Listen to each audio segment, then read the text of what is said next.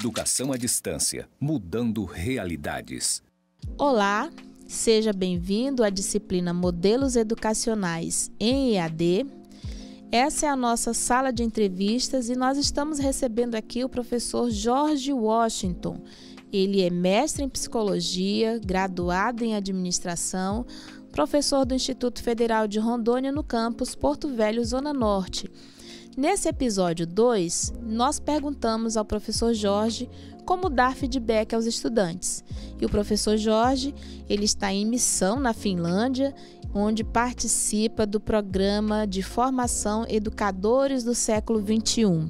Olá, professor Jorge, seja bem-vindo e nos diga então, como dar feedback aos estudantes? Então, uma vez compreendido essencialmente o que vem a ser feedback,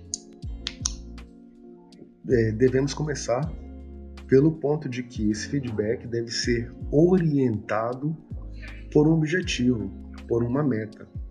Né? Então, o nosso parâmetro vai ser sempre como você está em relação à meta, como apresentei na primeira pergunta.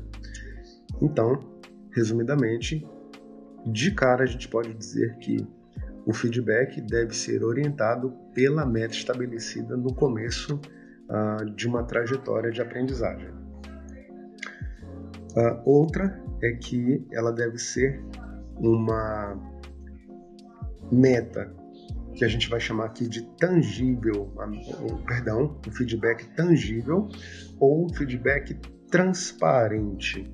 Muitas vezes nós, como professores, damos feedbacks que nós acreditamos que os alunos estão compreendendo, né? Então, é importante você ter muita clareza, muita transparência e que esses feedbacks possam ser tangíveis, alcançáveis pelos nossos alunos, né?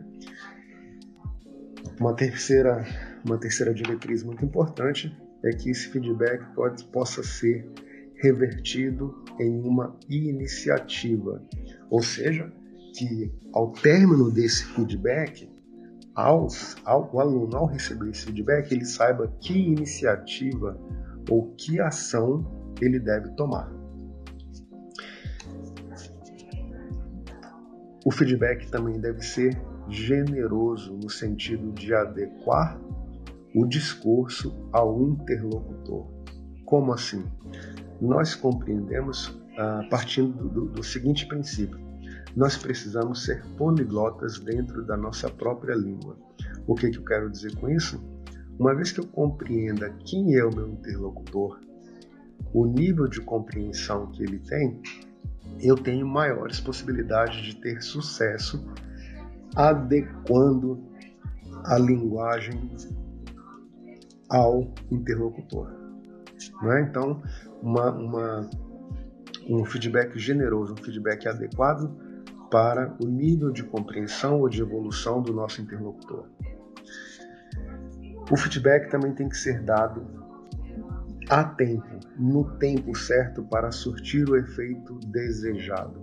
Então a gente tem que procurar dar o feedback na medida em que esse feedback seja importante, né? Então às vezes você dá um feedback muito depois que a dúvida surgiu, muito depois de que foi necessário, talvez esse feedback perca sua eficácia.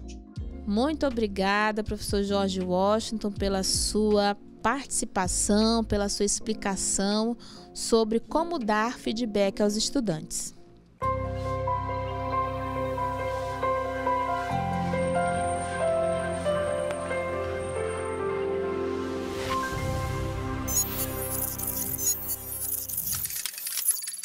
Educação à distância, mudando realidades.